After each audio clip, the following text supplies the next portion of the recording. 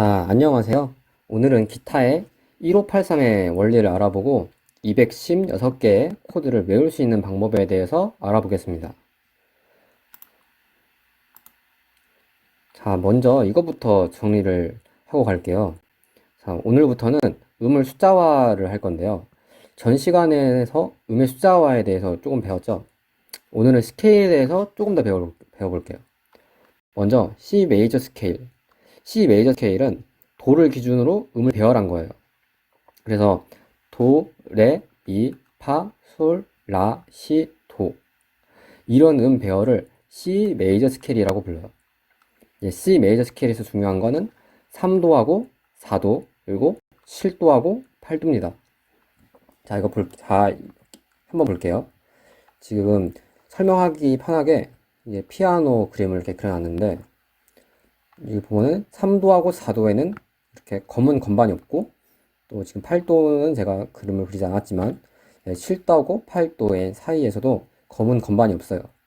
피아노의 검은 건반은 반음, 즉 삽과 플랫을 치는 건반이잖아요. 이 3도하고 4도하고 7도하고 8도에 검은 건반이 없다는 뜻은 무슨 뜻이냐? 3도하고 4도는 반음 관계고 3도하고 4도, 7도하고 8도는 반음 관계고 나머지 음들은 오는 관계라는 뜻이에요. 자, 그러면 이렇게 중요한 메시지가 뭐냐? 자, 메이저 스케일의 3도하고 4도, 그리고 7도하고 8도는 반응 관계다. 이게 기본, 이제 가장 중요한 원리예요. 자, 이제, 그러면은, 이제 C 메이저 스케일은 그냥 쉽죠? 그냥 도레미파 솔라시도니까. 그러면은 이제 메이저 스케일은 3도하고 4도가 반응 관계고, 7도하고 8도가 반응 관계다. 라는 이 기본 원리를 머릿속에 잘 저장을 해두시고, 다음을 한번 볼게요. 자, 그럼 이제 D 메이저 스케일은 무엇이냐? 자, 일단 D 메이저 스케일은 레를 1도라고 생각을 하는 거예요.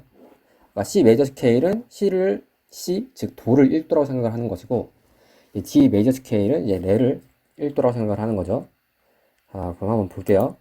일단 레를 1도라고 생각했으니까 레가 맨 처음에 와요. 자, 이제 다음은 이제 2도죠. 2도 레 다음에 미니까 미가 올 거예요. 자, 그럼 다음은 3도인데 사람들이 이제 도레미파 솔라시도 이렇게 하니까 레, 미, 다음은 파네? 아, 그럼 파가 오겠구나 라고 생각을 할 수 있겠지만 파가 아니라 파삽이 오게 돼요. 왜냐면 미하고 파는 아까 반응 관계라고 했죠. 근데 2도하고 3도는 온음이 와야 돼요. 그래서 미하고 파는 온음이 와야 되는데 그냥 파를 쓰면은 반음이 오게 되니까 이제 파에다가 샤를 붙여가지고 하는 음을 더 높여준 거죠. 그래서 레, 미, 파샵. 다음은 이제 4도가 와야 되죠. 4도니까 이제 3, 4는 반응 관계예요. 그러면 이제 파샵 다음에 이제 또 이거 솔샵이 와야 되나 하겠지만 이제 3하고 4는 이제 반응 관계니까 그냥 솔이 오면 됩니다. 자, 이제 그럼 이제 4도까지 했어요. 다음은 5도니까 솔, 라, 다음 6도죠. 시. 자, 여기까지 했어요. 그러면 지금 6도까지 했잖아요. 다음 7도를 해야 돼서 다음 7도니까 여기 도인가? 라고 해야 되겠지만 역시 도도 도삽이 됩니다. 왜냐면은 시하고 도는 반응 관계인데 6하고 7은 오는 외야 되니까 도삽이 오게 되는 거예요. 자, 이제 다음은 이제 7도하고 8도. 아까 7도하고 8도는 제가 반응 관계라고 했죠. 그래서 도삽에다가 반음을 추가된 레가 오게 되면서 레, 미, 파삽, 솔, 라, 시, 도삽, 레. 즉 이런 D 메이저 스케일이 구성이 되게 됩니다. 자, 이제 어느 정도 좀 정리가 됐나요? 자, 근데 이게 코드를 알려주는 거하고 무슨 상관이냐?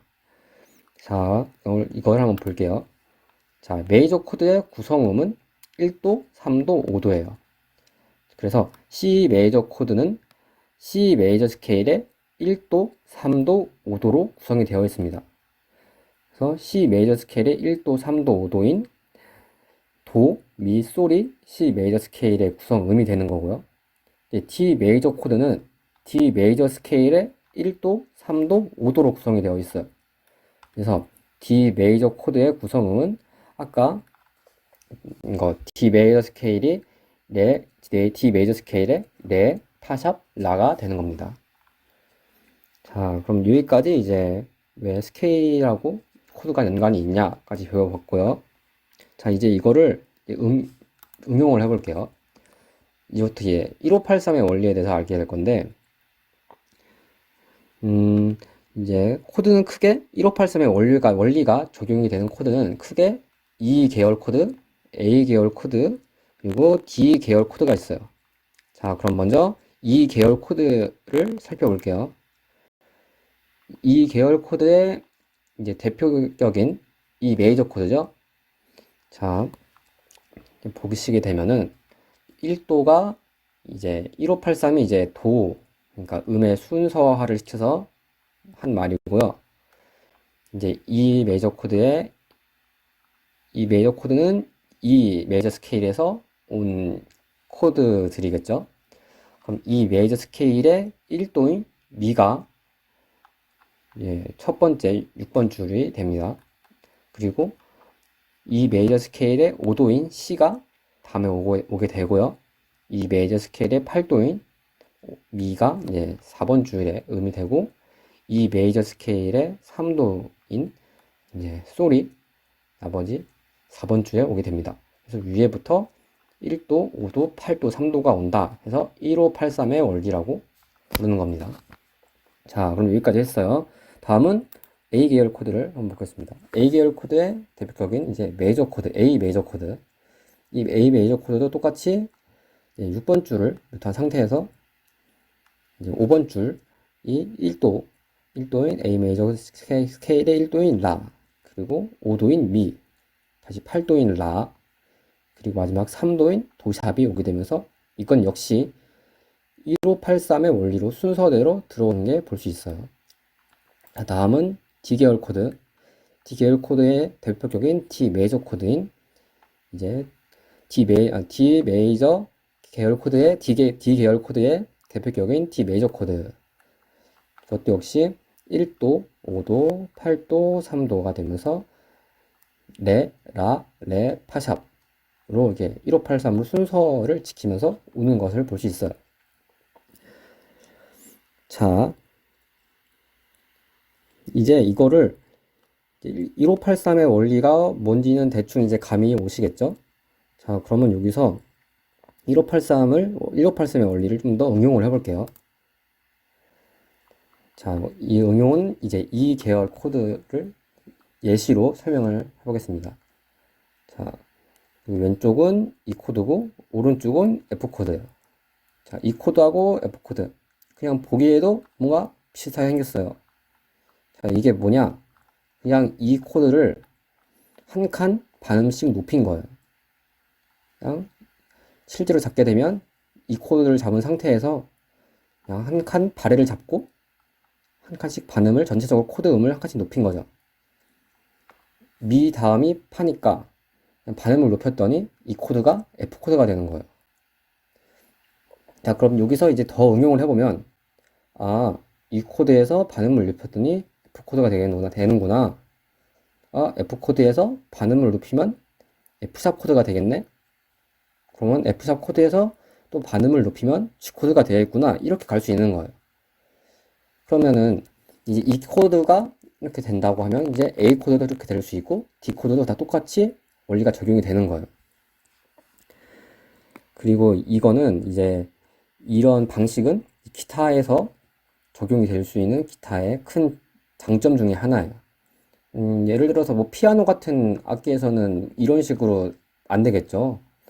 이런 피아노 같은 거는 다 따로따로 좀 복잡하게 해야 되겠지만 기타 같은 경우는 그냥 바레를 잡고 이제 한 칸씩 한 칸씩 밀게 되면은 코드가 바뀌는 거예요. 아주 기타의 큰 장점이라고 할 수 있습니다. 자, 그럼 이걸 좀 더 늘려볼게요. 이거는 이제 코드별 화음 구성이에요. 자, 먼저 메이저 코드부터 살펴볼게요. 메이저 코드는 모든 코드들 중에 가장 기본적인 코드들이죠. 먼저 이걸 설명하기 전에 코드들마다 뜻이 있어요. 그냥 막 짓는 게 아니라 뜻이 있거든요. 그 뜻을 제가 설명을 해드리면서 천천히 알아보겠습니다. 먼저 메이저 코드, 이 메이저 코드라고 부르죠. 예시로는 이 메이저 코드가 있고, 메이저 코드는 이제 아까 배웠던 1583 원리를 통해서 만들어지고, 이 1583의 원리에서 3이 플랫이 되면서 플랫 3도가 추가된 게 이제 마이너 코드가 되는 거예요. 예시로는 이 마이너 코드가 있고요. 자, 그리고 이 메이저 코드에서 이제 8도가 5듬이 떨어져서 플랫 7도가 된 세븐 코드가 있어요. 메이저 코드에서 이제 8도가 5듬이 떨어지면서 플랫 7도가 되고, 그러면서 이제 1, 5, 7 플랫 3도가 되는 것을 세븐 코드라고 불러요. 그리고 이 메이저 코드에서 이 8도가 반음이 떨어지면서 그냥 7도가 되어버린, 이제 1573이 되어버린 코드를 메이저 세븐 코드라고 부릅니다. 자, 그리고 이 세븐 코드에서 이 3도가 반음이 떨어져서 마이너로 바뀐 코드를 마이너 세븐 코드라고 부르는 거예요. 그리고 이 메이저 세븐 코드에서 3도가 반음이 떨어져서 플랫 3도가 되어버린 코드를 마이너 메이저 세븐 코드라고 부르는 겁니다. 이렇게 그냥 코드가 막 짓는 것처럼 보였지만 알고 보니 다 그 이름에 뜻이 있다. 이거를 알고 가면 좋을 것 같고요. 그래서 이번엔 코드표를 보면서 설명을 해드릴게요.